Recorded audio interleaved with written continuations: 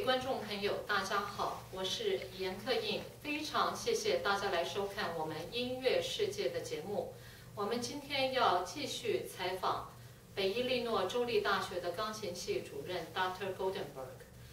我今天呢，就是想要第一个就一般就是 pianist 他们读完了这个研究所，他们出了社会，他们大概是可以有怎么样的发展？所以说我就是想要问一下 Dr. Goldenberg，看他是怎么样的一个想法。So Dr. Goldenberg, what do you think about the graduates after they graduated from the graduate school? I mean, major in piano. So what they can do in the future? Right. Well, we become pianists because we love music. But also, it's necessary that we have to eat, and we have to have a place to live, so we have to earn some money, and so we want to talk a little bit about what kind of jobs there are. And that's why I'm wearing this gold, this Jin coat, Chinese coat now, because you have to make some dollars or yuan or whatever, or Taiwan dollars or whatever you're going to earn, yen or Korean won. So whatever, we have to earn our living to stay alive as well as love music and enjoy it. So most people, even though I have a job at a university, I'm very lucky, I'm very grateful that I have a job at a university. It's very difficult to get, but most people, including me, even if they have a permanent type of job, do a combination of different types of work in order to earn their living. And I do this, and so do my students when they graduate. So I'll talk a little bit about the possibilities that there are in music. Music is not a way that you will get rich or make a lot of money. It would be very rare that someone makes a lot of money, like Long Long can make a good living, I'm sure. And some people get paid $100,000 for a concert. But that's not, oh yeah, sure, like people, maybe Perlman or folks like that, Horowitz when he was alive, or Rubinstein when he was alive. You know, the very best and the most famous can make a lot of money, but not 99.999% of pianists make a little bit and can still stay alive and eat and do what they love. That's why you become a musician. It's not like winning the lottery or making money in the stock market or something like that, or being a banker or whatever. So here's some of the things that you can do as a musician. One is you can teach, obviously. You can teach at a university, a college. We have community colleges in the United States, 2-year colleges. You teach at some of those. I know that. And many of my students have gotten those kind of jobs. Here in the United States and in China. I have students teaching at the Hangzhou Conservatory in China, Shanghai Conservatory in China, several different types of schools, in Korean universities, Japanese in Nara universities, and in Taiwan colleges also. So that's one possibility, teaching at a higher education institution. Some have gotten jobs in high schools. They teach, just children up to age 18 approximately. There are many private music schools as well. I have students in Chicago teaching. There's a school called the Midwest Conservatory where students some of mine are teaching, and many other schools. There's a school, the Academy of the North Shore, I've forgotten that it's in Chicago area. I've forgotten the exact name, but there are many schools of music that teach adults and children and in between, where people can get jobs teaching. Many of my students teach privately. I teach privately. You teach privately. So you can teach private lessons to students. There's a big demand for that kind of teacher, for sure. I have a student in Shanghai who was very creative, and she opened her own music school in Shanghai. And she studied here with me, and so she decided to call it the Chicago Music Academy. And when I was there last year, she gave me this card that she has as her business card. Yeah. So anyway, she opened a little school. She bought a building, and she has some other teachers employed for her also at that school. So that's a possibility, teaching. Another possibility, and I do this also, is accompanying or playing chamber music. All universities need accompanists. Many universities have a staff accompanist, and you can make a fair amount of money at a university doing that kind of work. High schools need accompanists for their choruses. I've had many of my students play for high schools and other institutions. When I was studying in New York, I used to play for a community chorus, and they sang very good works. They sang Haydn's Creation, for example, and lots of great classical music, and they paid me for accompanying them. You can get a job in an orchestra to play piano parts. I've done that kind of work. I used to play for the Illinois Chamber Orchestra, and they would pay me by the concert. Of course, you can get a permanent job at an orchestra as well, so many of the big orchestras. Some students play to accompany dance. My students have done that here at this university. I've done it when I was a student at Juilliard. I used to accompany for dance sometimes. And there are dance companies in big cities like Chicago, New York, that have a permanent accompanist. That can be a good job.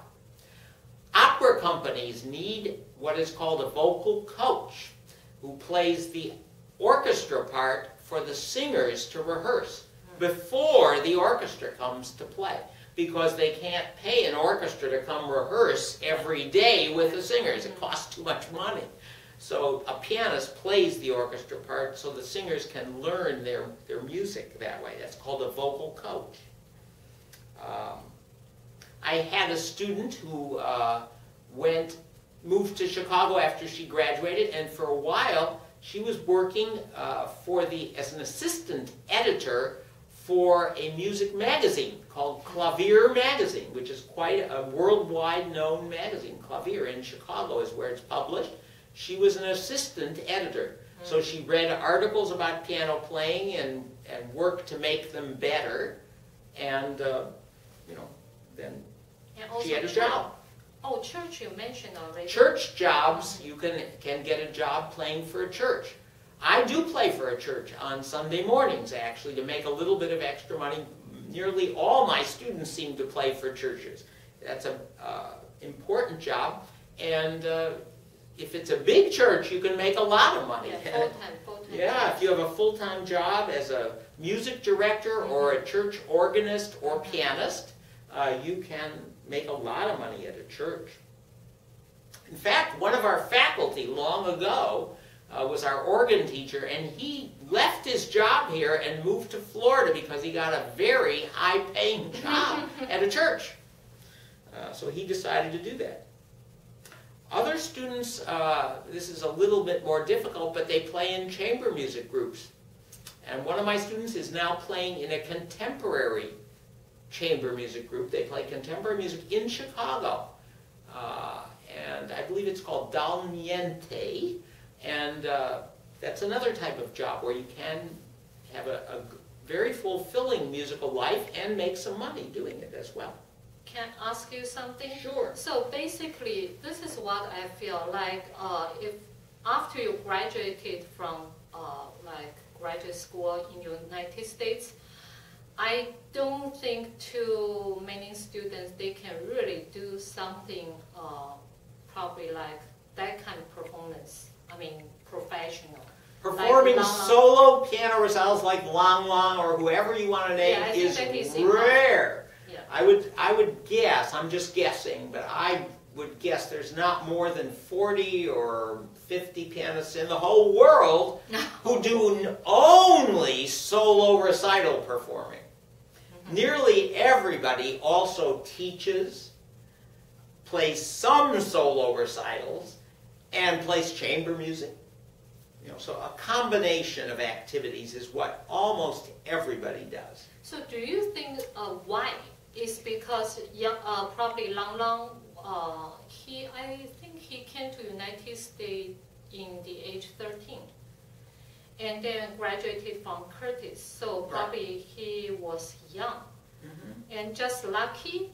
Or do you think he's good enough? Well, he's very good also. That's just my opinion. Many people don't like his playing at all. I happen to like Lang Lang's playing. I realize he moves around a lot, maybe too much, but I think he has a lot to say, and he's very expressive, and it's unique playing. It's not boring at all. It always, when I've gone to a couple of his concerts, and I've heard many of his recordings, and it always keeps me interested, at least. So I think he deserves a career for sure, in my opinion. As do other pianists, Lee Yun-Di, and there's many. Wang Yujia is also an excellent pianist, and they're very good. But I wouldn't say he's only lucky, but he is lucky too, because everybody can't do that, even if they're great. But do you think also because they won the competition? Yeah, winning a competition is certainly valuable. It gives you a chance to play with some big orchestras and important recitals. It makes everybody listen to you, and it gives you a chance for some good reviews. But unfortunately, most big competition winners do not go on to a gigantic career. They also teach and perform. So don't think you're going to win a big competition and have a great career. That's not the reason you become a musician. You become a musician because you love to make music. And you're happy. I've noticed this myself. Of course, I've felt discouragement also. I've had successes and failures. I've won some contests and lost some contests. I've gotten some jobs and not gotten other jobs. But I've thought of this over and over again. I didn't think of it at the beginning when I was young. Music is very unique. I can play the piano my very best anywhere. It can be an important contest or a concert or contest, or an unimportant contest or concert. And I have the opportunity to talk to other people the very best I'm able to play with my fingers and my heart and my head anywhere. In this very room, I can play a great performance. Right. So, 我们最后一个问题要请教他的，其实也是跟这个有关，因为我们刚才谈到，就是说，主修钢琴的这些学生毕了业以后呢，他们应该是要如何的一个他们有怎么样的一个前途，怎么样发展？但是 Dr. Goldenberg 说，如果要像郎朗一样，那其实是真的是很少。他刚刚说，全世界大概只有40个人、50个人可以这样做。所以一般来讲，我们鼓励小孩子学习钢琴，那是因为我自己本身呢，我认为钢琴学习非常的重要，它可以开发小孩子的智力，但是它的读谱训练左脑右脑，就是说它跟手的一个 coordination。